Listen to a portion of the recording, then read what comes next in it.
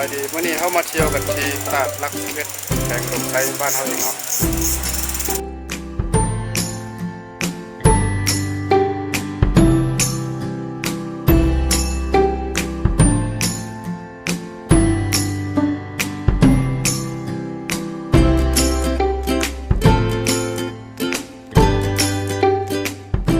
ตลาดลักษิเวชเนาะอยู่ห่างจากตัวเมืองประมาณ11 กิโลเมตรใกล้ๆเองถ้าผู้ใดอยากมาปิกนิกหรือว่าจะซอกวันหยุดชมวิวที่บรรยากาศแบบธรรมชาติมาเลยเนาะขอแนะนำราคาเข้ากับโบแพงเนาะเพียง3,000 กิโลต่อคนสำหรับคนลาวต่างประเทศครับแล้วสถานที่ก็สวยงามคนกลุ่มอะไรท่านใด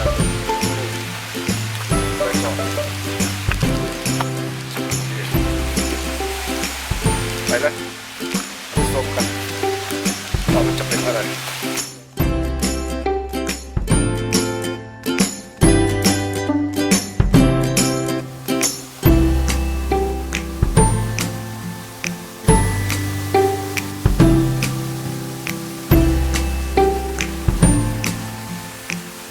น้ำตกตาลักเพชรเป็นสถานที่ท่องเที่ยวหนึ่งที่น้องอยู่ในป่าตะลุยชาติที่อยากเลยได้มาที่ต้องแปล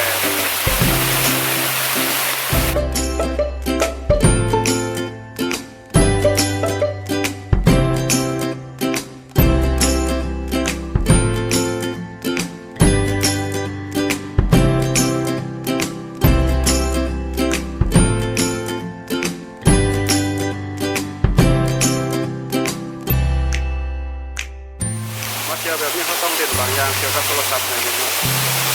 จะเรียนถ่ายรูปคือเดี๋ยวจะเรียนสโลโมชั่นใช้สโลโมชั่นจากกล้องรถถือเนาะเพื่อจะถ่ายสโลโมชั่นน้ำตกเดี๋ยวจะขึ้นภาพไปเลยเนาะเราจะถ่ายกันเลย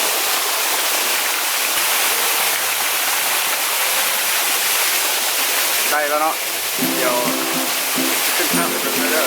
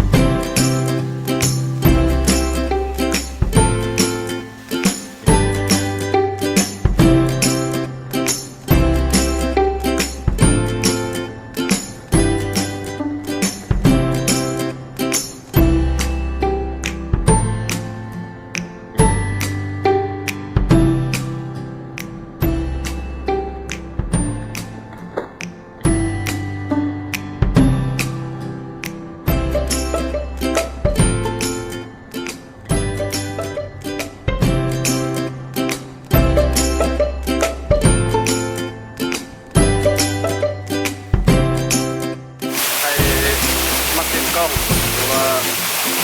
เขาเป็นมือถือเนาะเขาไฟเนาะเพื่อจะได้ภาพงาม